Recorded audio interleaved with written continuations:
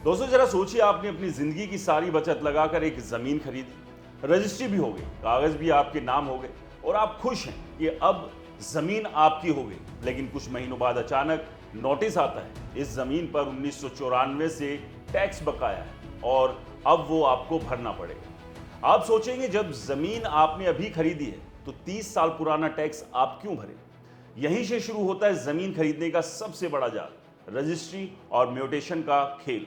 दोस्तों भारत में हजारों लोग जमीन खरीदने के बाद इसी सिस्टम में फंस जाते हैं और कई बार रजिस्ट्री होने के बावजूद जमीन पर मालिकाना हक भी खतरे में पड़ जाता है। आज हम आपको बताएंगे कि जमीन खरीदते समय कौन सी 2 गलतियां आपकी पूरी जिंदगी की कमाई डुबो सकती हैं। दोस्तों भारत में ज्यादातर लोग ये समझते हैं कि जमीन की रजिस्ट्री हो जाने का मतलब जमीन पूरी तरह उनके नाम हो गई, लेकिन असलियत इससे बिल्कुल अलग है। जमीन खरीदने के बाद असली प्रक्रिया अभी बाकी रहती है और उसे कहा जाता है म्यूटेशन या दाखिल खारिज। समझिए इसे आसान भाषा में, मान लीजिए एक जमीन पहले रमेश के नाम थी और आपने वो जमीन रमेश से खरीद ली।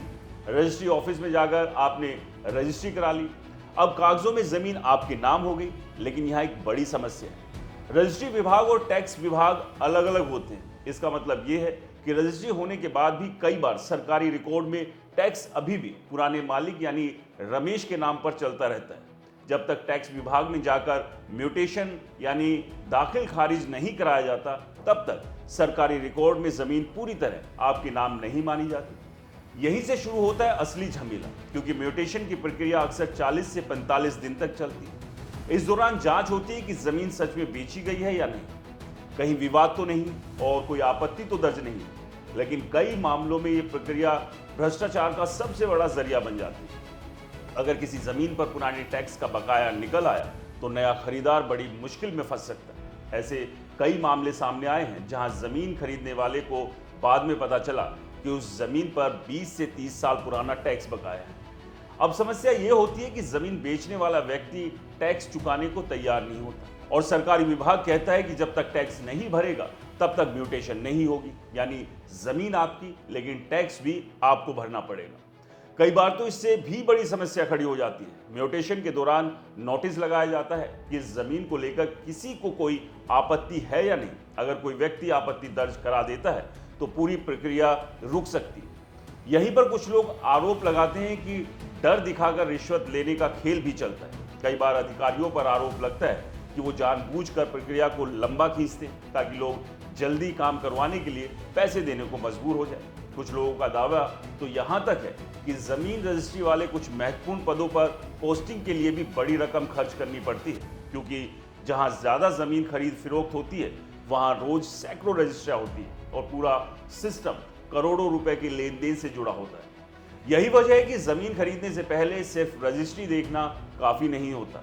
असली सुरक्षा के लिए ये जांच करना जरूरी है कि जमीन पर कोई टैक्स बकाया तो नहीं, कोई कानूनी विवाद तो नहीं और म्यूटेशन सही तरीके से हुआ है या नहीं। अगर इन चीजों की जांच किए बिना जमीन खरीद ली जाए तो कई बार लोग अपनी पूरी जिंदगी की कमाई जोखिम में डाल देते हैं। दोस्तों इसलिए जमीन खरीदने से पहले 5 जरूरी सावधानियां जरूर बरतें। पहला, जमीन का पुराना टैक्स रिकॉर्ड जरूर जांचें। दूसरा, जमीन पर कोई कानूनी विवाद तो नहीं है, ये जरूर देखें। तीसरा, रजिस्ट्री के तुरंत बाद म्यूटेशन जरूर कराएं।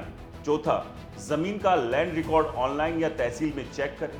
पांचवा, हो तो वकील या जमीन विशेषज्ञ से जांच जरूरी कराएं।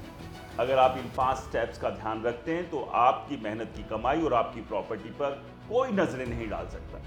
अगर आप यहां चूके तो कोई भी आकर उस पर दावा ठोक सकता है। इसलिए सतर्क रहें, सावधान रहें। दोस्तों क्या आपके साथ भी कभी जमीन से जुड़ा कोई इसी तरह का मसला हुआ है? हमें कमेंट्स में बताएं।